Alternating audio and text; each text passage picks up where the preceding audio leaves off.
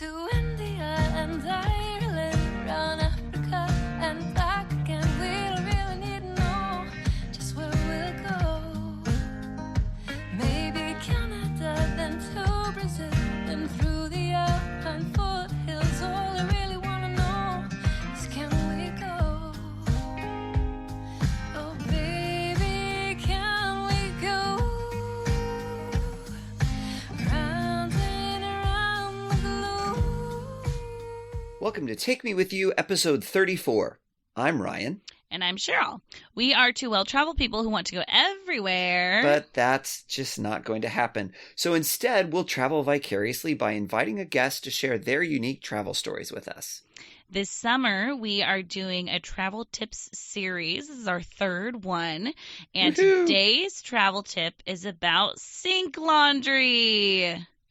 That doesn't sound very exciting, Cheryl. So adventurous and extravagant and exotic. Can't What I are just other have good my adjectives? butler do it for me? I mean, everybody travels with their butler, right? You travel with your Oh. butler. Yikes. Do you call your smartphone your butler? Because that's the only way I can think of that being the case. Well, I don't know for that you. my smartphone is very good at doing laundry. Okay, well then I think you're gonna have to do it yourself. Shoot. So I think first of all, Ryan, I think we should talk about just reasons why you would do sink laundry. Well, I think kind of like we've talked about a little bit on our last couple of episodes, it's a real easy way to help pack light so that we don't bring as much stuff. But if you're on a trip for like 2 weeks or 3 weeks, especially if you're traveling in the summer, you're gonna get hot and sweaty and gross. So Yeah. if you don't do laundry, you're gonna smell like crazy. Yeah. Well, and if you're traveling in the winter, then you have to bring more layers, which take up more Yes. space, which means Yes. less articles of clothing. So Indeed. it's kind of like regardless of the time of year, you might run out. Now, why wouldn't you just use a laundry service? I mean, you could use a laundry service for sure, but using a laundry service, one, costs money. Mm-hmm. If you're staying in a traditional hotel, it's usually very expensive. Yes, yes. Two, if you find a laundromat, which I've done that abroad before, you can totally do that, but that takes a lot of time, Mm-hmm. like hours and hours when you're in another country that you could be doing other things. Yeah. So I was actually thinking about that as I was thinking, like, what do I like about doing laundry in my hotel room versus trying to find a laundromat? I think Yeah. one is just the reliability of knowing, like, I have a space and it has running water in it and I have the materials so I can just go do it. You know what I mean? Yeah. It's not like trying to Yep. figure out the laundromat.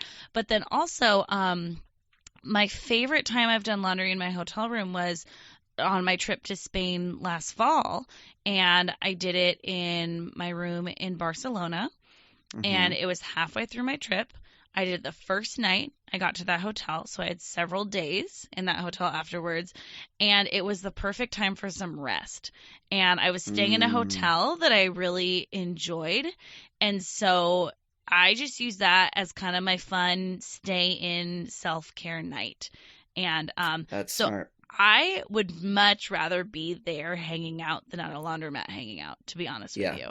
You know, Yeah. where I could I unpacked everything and went kind of reorganized a little bit. I read a book, I did my nails, I took a longer shower, you know, Mhm. just like it was just kind of a nice night in.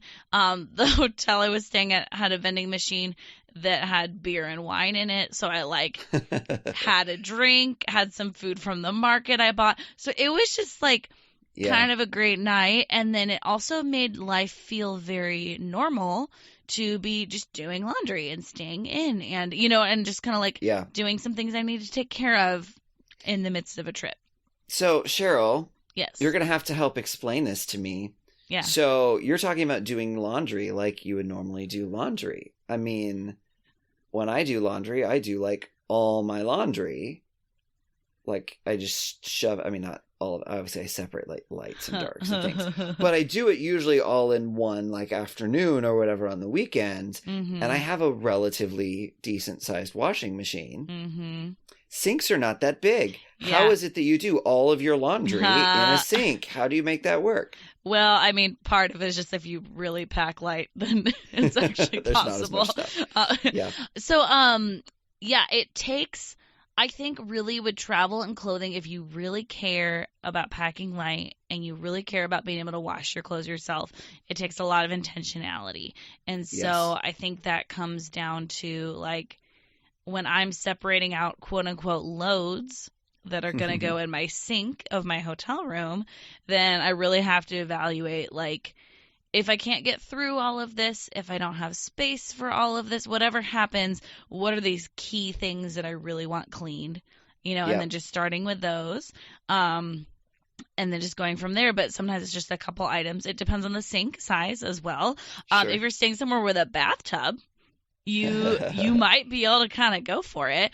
Other than you're also going to need the space to dry everything. Mhm. And you're also going to want your clothes for the next day to not be clothes that you're washing that night because they may not be dry by the morning.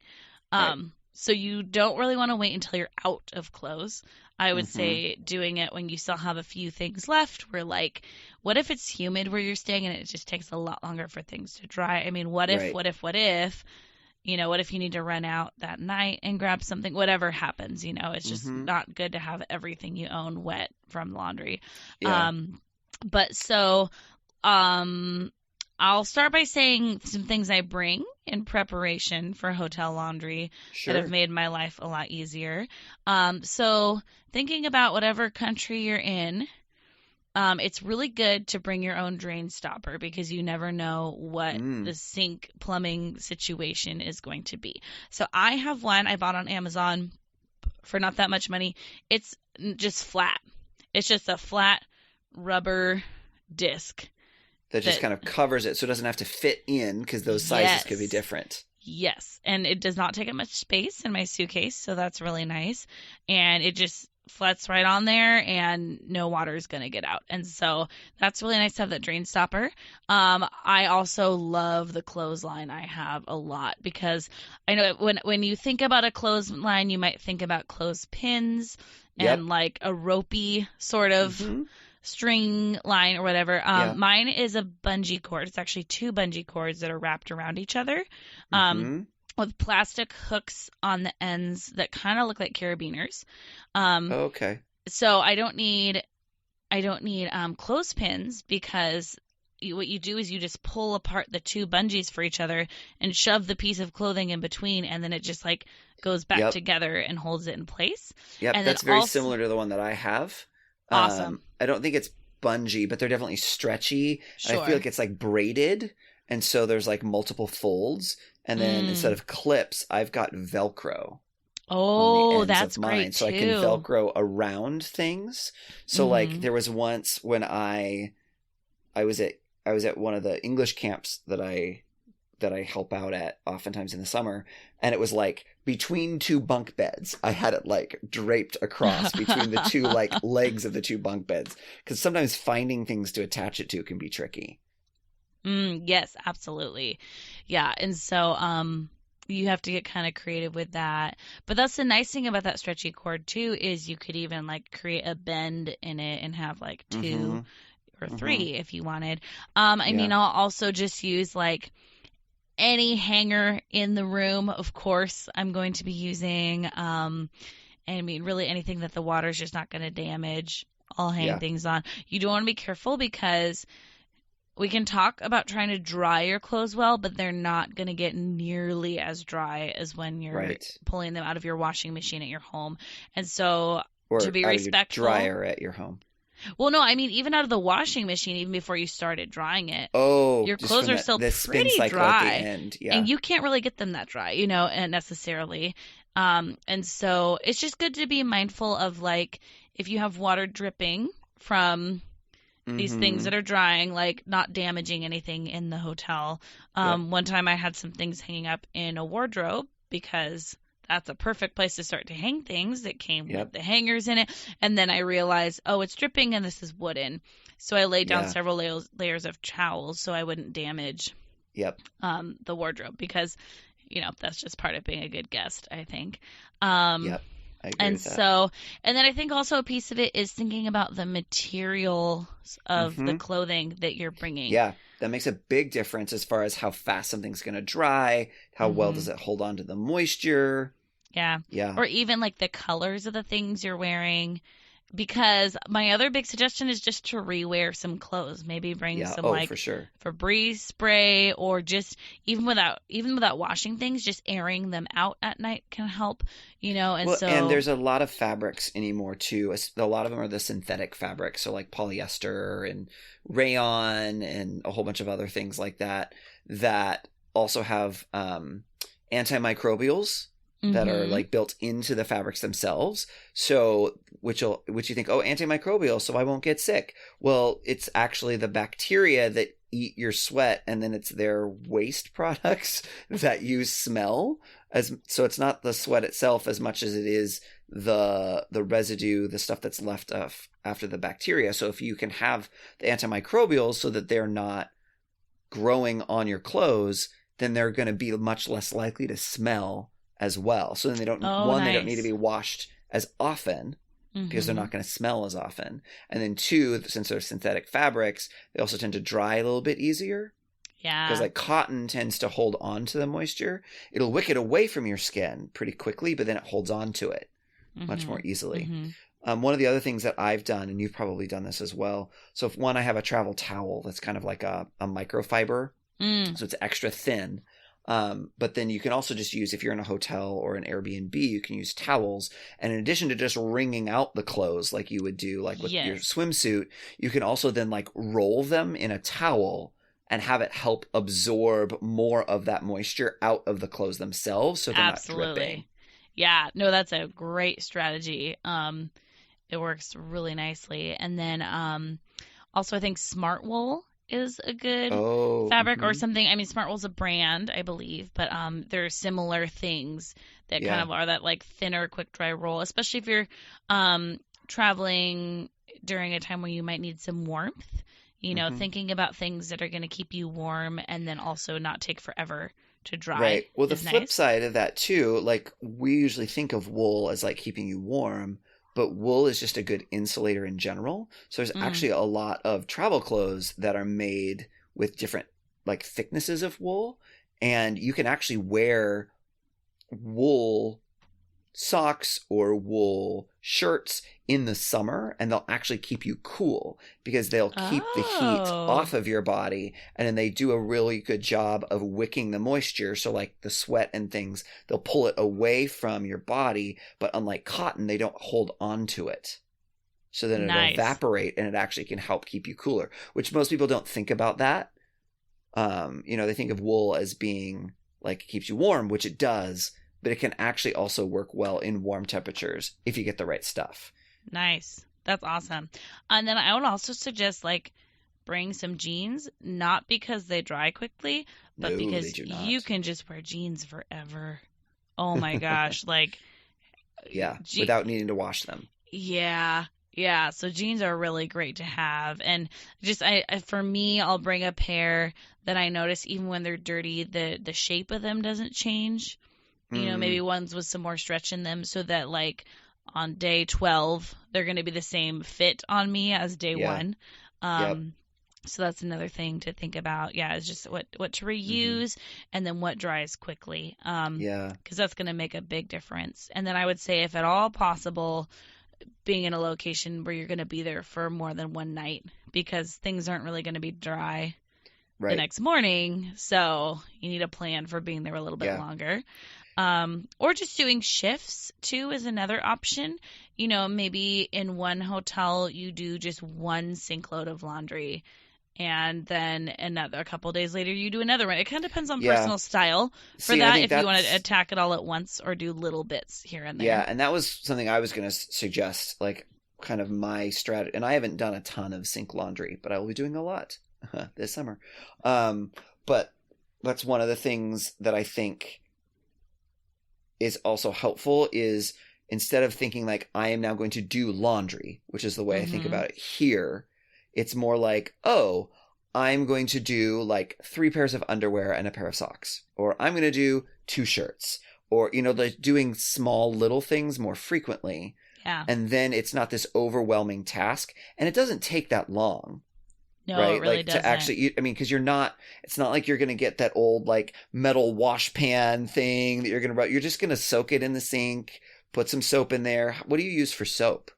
So Tide makes these little packets that are specifically for sink laundry. Yeah. And they are so small. And I usually will buy either a 3-pack or like 6 of them. I think they sometimes come in 3s. I will put them in my liquids bag, but honestly, I don't even know if TSA would notice if I didn't. Because they're so small. And then, yeah, so I mean, I kind of do it the same as I'll do a bubble bath, where as the water's pouring in the sink, will pour it in early and start swishing it around with my hands so that it'll like kind of get throughout all of the water, and mix in. I also will use it as a pre-treatment for any stains that I have. So maybe one of the packets I'll just put directly on some of the fabrics if I have any stains on there that I need to get out. Pre-treating, I mean, just like with laundry at home, it really helps. Also just like bringing a stain stick or the shout wipes or something like that can be helpful. What do you do for soap? So I've gotten, actually what I got was from, I think I got it from Rick Steves' travel store, but you can find the same stuff on Amazon or wherever. And it's just a little bottle. So it's a similar thing. It's liquid, but it doesn't come in those like packets. The little tiny packets. So it's a little bit bigger, but it also, for me, is only one place instead of a bunch of little places to keep track of something. And it's pretty concentrated. So you don't need very much of it. Like one little squirt and you're good for the whole, sink load or whatever you want to call it. Cool. The nice thing about the packets, I will say, is that when you're done with them, you can throw them away. And so then you're no longer, I mean, they don't take up much space in your suitcase, but the second you're done with the packet, it just leaves and then is one less thing that you're traveling with. And then for me, I like the fact that I don't throw it away. Because I'm not, for me personally, like I just don't like feeling like I'm generating a lot of waste. And there's a lot in travel where you already are doing a lot of that just because, you're moving around. So I think I like that. Either way, I think there's some advantages and disadvantages. Because yes, I think if you can just get rid of it, it's one less thing you have to worry about. You don't have to keep track of it anymore. Flip side is like I have this bottle that I can reuse over and over again if I needed to. Yeah. But it is bigger. It's bigger than the packets. I mean, but it's like travel shampoo size.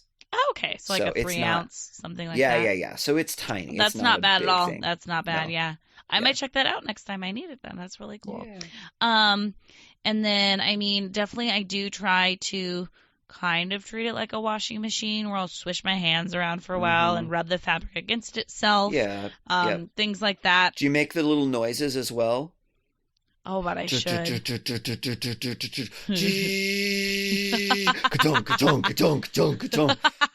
that? Does that help?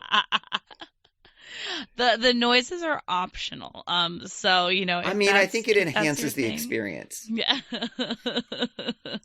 For me, listening to a podcast while I do it is what enhances my experience of traveling. So like maybe like laundry. a travel podcast, perhaps? Ooh, maybe. Oh my gosh, if somebody's listening to this while doing travel laundry, it would be such an honor. That would be amazing. They should definitely like take a picture of themselves listening to our podcast while doing sink laundry if they're doing that and send it to us. That'd be good. And then when it comes to rinsing, if you're somewhere where there's a shower, then enjoy. That's great.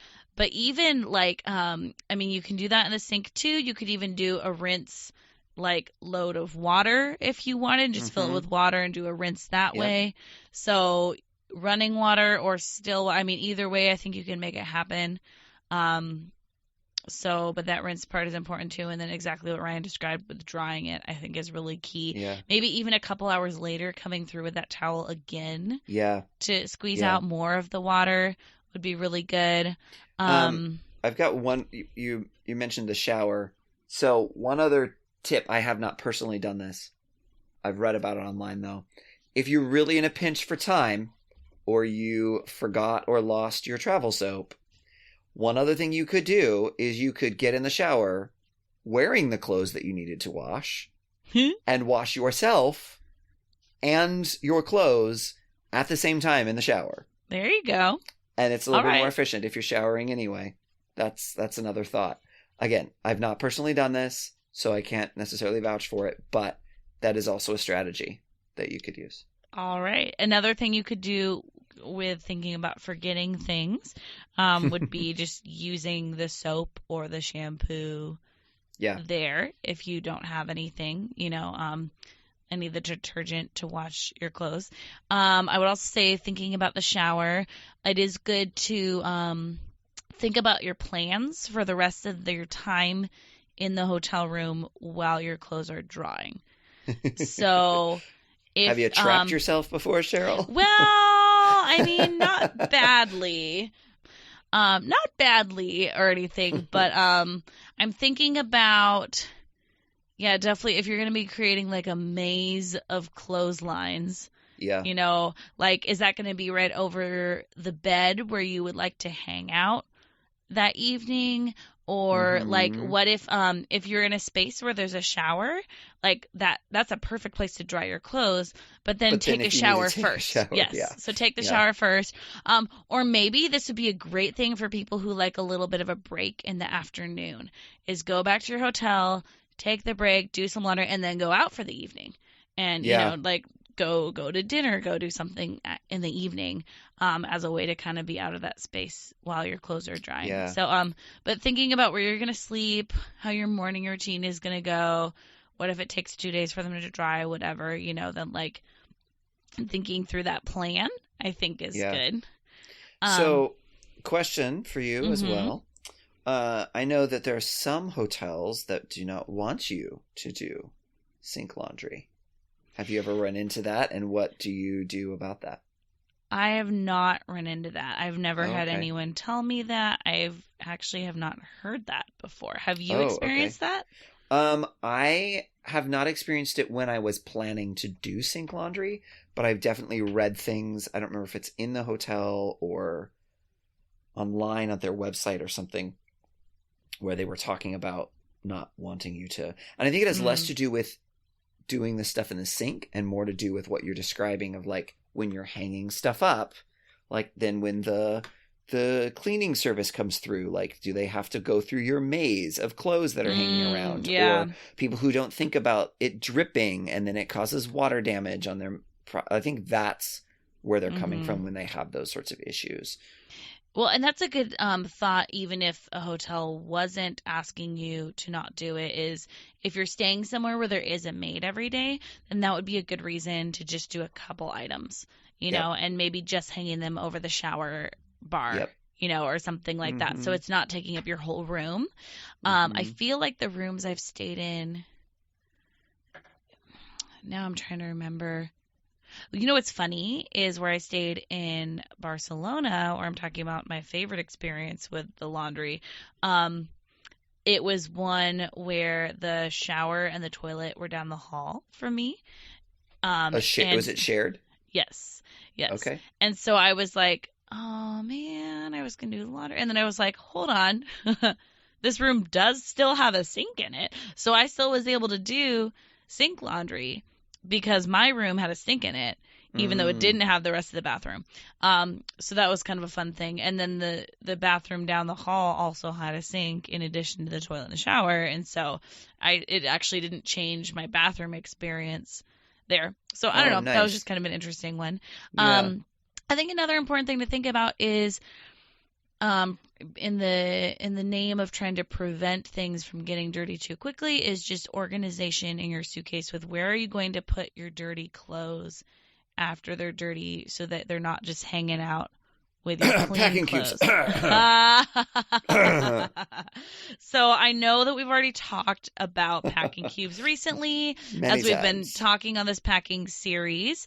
But I think that's a really important thing to think about with I love the packing cubes, or maybe it's bringing a couple even like plastic bags to put the Yeah. dirty things in. Mhm.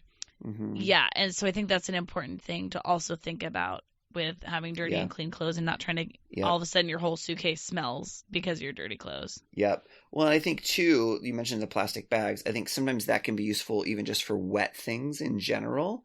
So Yeah. like if you're going somewhere and you're going to be swimming, so you have a swimsuit. Now, you don't want to just keep it in there always and then leave something wet for like multiple days, because then it'll mildew and it'll get really gross and smelly.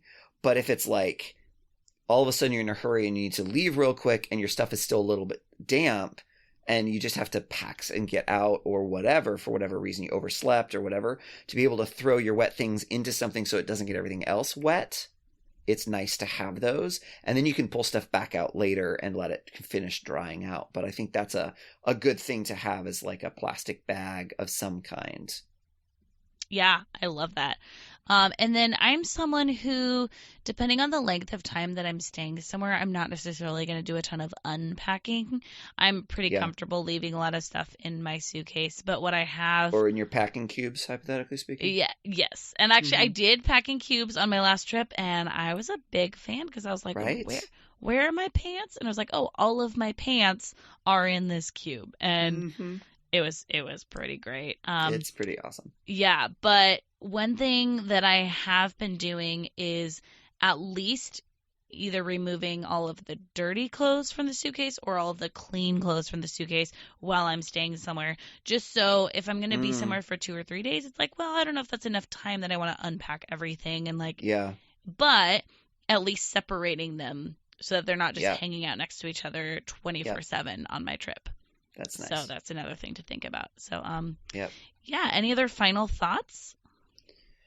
I think my only other thing would be, like, if you're feeling uncomfortable or unsure about doing it, I would say start small, right? Like, you could try it at home before you go, right? Like, it's a safe space. You already know where things are. It's not going to be in anyone's way. You can grab stuff if you need to. If all of a sudden you really need it, you can throw it in the dryer. You've got a backup, but you can like give it a try, see how it goes. And then when you're traveling, maybe just, pack 2 fewer shirts than you need or something like that. And just plan to, hey, I'm going to wash 2 shirts while I'm on this trip. And then you can give it a try and see how it goes. And once you kind of get the hang of it, then you can really start packing less. And then you're going to be a whole lot freer in your travel. And it'll be a whole lot more enjoyable overall, I think. Yeah. Well, and then depending on where you're traveling, most of us, the places we're traveling to, you could just buy an extra piece of clothing if you need it. to. Yeah, that's real true. Yeah. So that's it's always the opposite of packing light, but if you're in a pinch, you can definitely do that. Or if you're someone who maybe that's your souvenir, some people maybe it's like Sure. they really enjoy buying clothing where they travel, then that would be a great reason to underpack even a little bit more, knowing Mhm. that you usually buy some fun article of clothing while you're traveling. Yeah. Great So, point. Yeah, well, that was All right. fun. Yeah, there you go. So that was our travel tips on doing sink laundry. So exotic and wow, we're just living the dream, aren't we? Living the dream. Living the dream.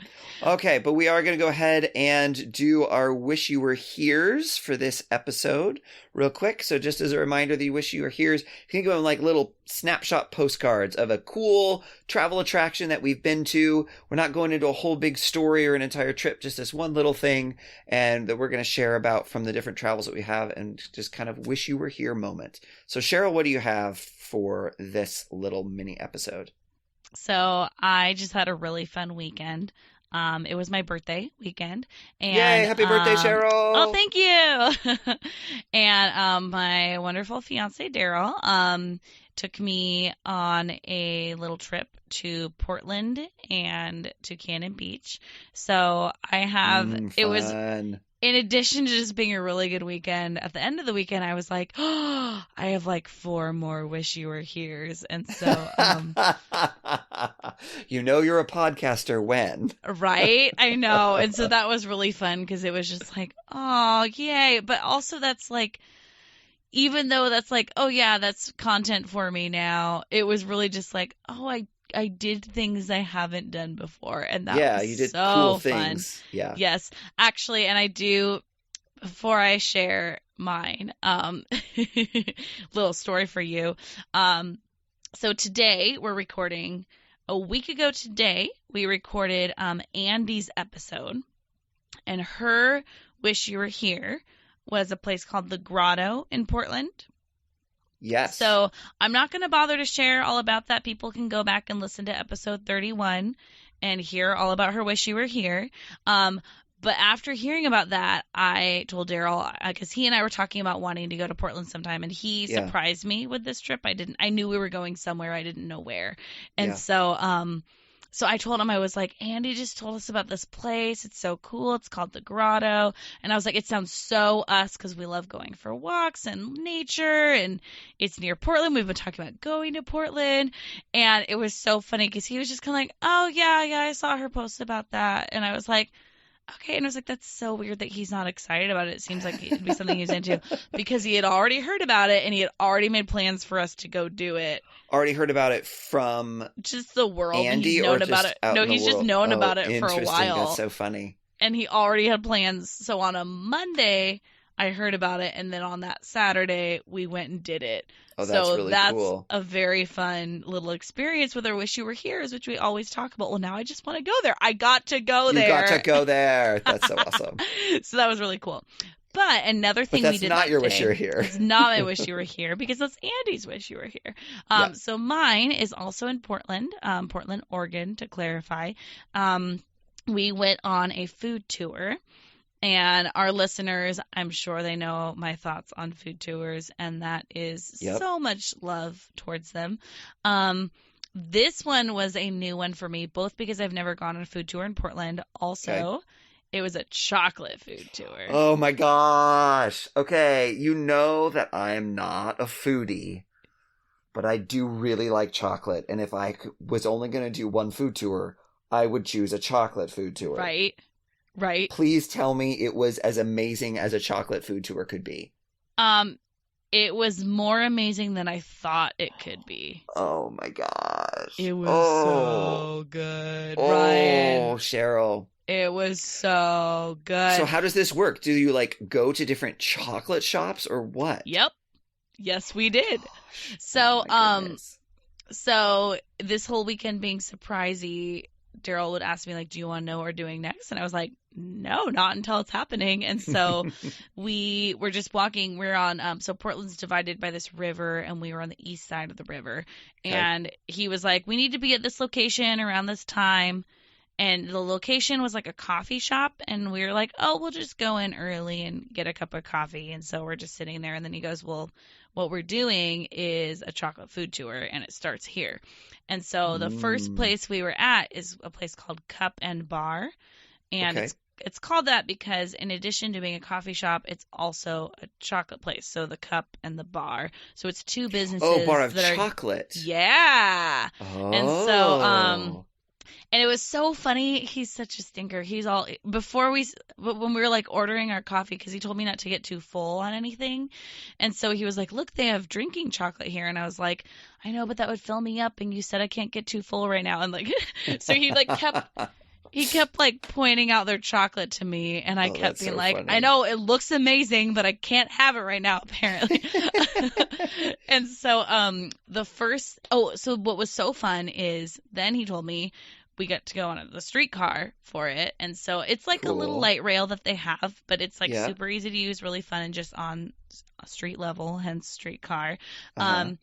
And so it's 4 locations. And I've mentioned how food tours are small before. Mhm. This one was so small that it was just us. Was Now, that like on purpose, or just nobody else signed up that particular that's time just what slot? happened that day. Oh, Is it was just cool. us. So it was just us and our tour guide hanging out for a few hours, Eating chocolate. eating chocolate, talking about the history of Portland. And she's lived in Portland since the early 90s, so she's just sharing her love of it and just how the city has changed and about that cool building. And let's talk about this fun restaurant. And so we wow. learned that Portland has 6 bean to bar chocolate shops. Now, bean Oh, to bar means that interesting. they're like, They it's do the kind of whole sounds, thing. they do the whole thing. They buy the beans and go from there. Yeah. Which we've talked about Theo in Seattle before. They do that. I don't Hmm. know of another one. You know, I know of a lot of places that buy the chocolate and then melt it down and do different things with it, like Yeah. Bohm's chocolate does that. But bean to bar is pretty impressive. And to have Yeah. 6 of them, I didn't realize that Portland had that much chocolate going on. So it was a really fun Mm. place to go for that. So, but the first place, this cup and bar place, we got this item that I just need people to get, even if they're not on a chocolate food tour. It's called campfire toast. It is a thick piece of bread that's been toasted Uh-huh. with melted chocolate hazelnut spread on top of it, Ooh. with Like chunks a of Nutella type chocolate. of thing? Yeah, kind of like, but it's like their homemade, house-made Yeah. Nutella. Yeah. Chunks of chocolate, toasted hazelnuts, and toasted mini marshmallows. And it Wow. was like warm and goopy in the best way possible, and like Mm. thick, and oh, and the bread made it hearty. So it was really fun that they started the chocolate tour with like a good piece of bread. It was from like a local bakery. I mean, just it was delightful. So that was That's good. awesome. And then we went to 2 chocolate places where we got to try. Oh, the next chocolate place we went to, we got to try drinking chocolate, and then she got us some like sipping chocolate. It's really thick. Hmm. And then some truffles we got to have there as well. And it was a place that Ooh. has samples of all of their bars. So she was like, have at it. And so we Oh, tried a bunch of cool. samples. And then I ended up buying 2 bars just because I was like, this is amazing. There were some really Well, that's unique. why they let you try the samples. Well, I mean, yeah. So they were successful. And it was like a family that had owned that one and was like running Mm. it, and like goes down to meet the farmers in South America, and like That's they were the cool. ones selling us the chocolate on that day. And I mean, so that it was like very much like this is their thing. And then the Yeah. next place we went to is a place that buys lots of chocolate from different makers, but a lot of them are local, and a lot of them like do the whole process and everything and take a lot of pride in their work. And we got to do a tasting of 6 different brands of chocolates there, and Mm. talk about like tasting notes and all of those fun things. Ooh. And then the final stop was at the Benson Hotel in Portland, which Ah, Bunsen. Aha. I had never heard of it. No, I haven't either. I'm totally but making that up right now. well, yeah, Sounds that like was Bunsen, pretty Bunsen obvious. Honeydew, like Beaker and Bunsen. Oh, I wish they were there. And so it was just one of those hotels that you're like, this is so fancy and really old, and like Mm. solid walnut walls. I mean, just like super fancy place. Did you But get to eat the walnut walls as a part of the chocolate no, bar? but I learned that the wood that the walls were made of is now an extinct type of tree, so I had some mixed thoughts on that. Oh boy. Yeah. But anyway, it was still cool. It's like a super fancy hotel, but she was like, the cool thing is anybody can come in the lounge and just like order a drink.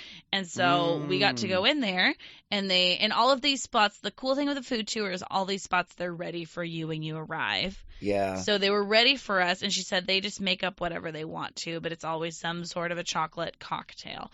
And so some sort of chocolate liqueur or Mm. vodka or something with chocolatey in it. And so it was like this wonderful desserty drink that had like chocolate, and it was so very fun. But we got to sit in this like super fancy hotel lounge while we drank it, Ooh. and that was really fun. And she talked about, during the tour, she talked about the whole process of how chocolate's made and the farming and all of those things. And it was really fun. So yeah, it was the Eat Adventures food tours, and they have some other ones too. And this was called the Streetcar Tour, a Chocolate City tour.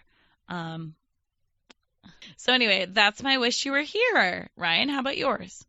Well, mine has nothing to do with food, Fine. and it was not really a tour. Well, there's a tour part to it. So my wish you were here is from across the pond in London. I love London. London is an amazing place. And if you ever go to London, there are a few things that I would absolutely hands down recommend that you make the time to do. And one of those things is that you go to the Tower of London. I think the Tower of London is incredibly interesting. It looks like an old school, like mini castle because it has like walls around the whole thing. It's right there on the Thames. And then there's another like mini castle inside the castle. And I remember right, it's called the White Tower. And there's different like museums and things in them. The crown jewels are housed at the Tower of London, which originally I was like, okay, fine, crown jewels. They're real sparkly and real pretty. So it's definitely worth going and seeing them. They're pretty cool. And just like the ambiance is cool. That's where you find the Beefeaters. And the, what do they call them? The Yeoman Warders, I believe are the two names for them. And they're these people that have really ornate looking outfits, and they just kind of walk around, and they're sort of like the tour guides. And so you can just walk up to them, and they're usually pretty colorful individuals that tell really funny stories, but they'll tell you about the history, and they'll tell you about the portcullis and things that had happened there. And I remember learning about like the legend about like the ravens, because somehow, which by the way, they're huge. They're like big old birds, but like something about how they clip their wings so that they stay within the grounds, because there's some legend that if they leave, something terrible is going to happen that I don't remember. But it's just a really, really cool kind of historical and cultural experience that's really different. But it's also really cool because it's like a castle, and then they've got, I think inside they have, it's like sort of like a museum-y thing, but they've got really cool like suits of armor and like very much what you would picture with like historic England. And it's just really, it's a really cool experience. The next time that I go back to London, which I don't know when that will be, but it will be at some point, I want to go back and I want to do it again. So the Tower of London, I highly, highly, highly recommend it if you go to London, if you've never been. It's a really, really cool experience. I love it. I went there 19 years ago. I went there 19 years ago as well. Remember, we determined right. we were there at the same time? Who knows? Maybe we did the tour at the same time. Oh, that's so funny. I remember loving it. Yeah. Yeah. And like, yeah, those crown jewels, that is right? pretty impressive. And there's a whole bunch of stuff that you see even before the crown jewels that are pretty cool too. Yeah. Lots and lots of swords. Yeah. So. Yeah, and then I went there again 11 years ago. Didn't go in that time because I was a college kid, and even getting to London was like, you know, any extra money being spent was like, that's when you visited Jen, right? Yeah. Yeah, you talked about that. Talked about that on the podcast. That was when we went back there though, just to see the building, and then she had some friends that wanted to go in. So we just hung out on the outside, but it was just fun even being in that space and around, you know, the buildings and everything was very cool. So, yeah. Oh, good. Those were good Wish You Were Here's. I do say so myself. Yeah, but we might be a little biased. But the only way that you can know is to try them yourself. So there you go. Let us know. All right, that's going to do it for this shorter episode. Thanks for listening. We would love for you to follow us on social media. We are at TMWY Podcast, Timwe Podcast, on Instagram and Twitter and Facebook. So we would love for you to follow us there. You can also email us at timwepodcast@gmail.com. Send us your travel questions, stories, suggestions, anything you want. Yeah. If you have questions about doing sink laundry, or you give it a try and you did something cool, you can let us know. You can also either call us and leave us a voicemail, or send us a text message at 406-763-8699. Or if it's easier to remember, 406-POD-TIMWE. Please also rate and review us on iTunes so that more people can find out about this podcast. Please also share us with your friends and family and whoever. You can share us on social media. You can talk about it. If there's people who are planning to travel, maybe some of these travel tips would be useful for them. So please share our podcast. As always, thank you to Beth Reed Miller for our awesome artwork. You can check out more of her artwork at Beth Is Something. And thank you to Erica Corbin for her song Round the Globe. You can find her wherever music is sold. Awesome. Thanks, Beth and Erica. That's going to do it for this episode. Thank you so much. So until next time, take me with you. Take me with you. Can we get a sailboat chasing down the sunset as we float round and round the globe? Salty air and balmy nights, guided only by the lights above, and light little love. Oh, the world is out there waiting to explore, and all our troubles here wanting to be ignored. Oh, let's go to India and Ireland, round Africa and back again. We don't really need to know just where we'll go. Maybe Canada then too.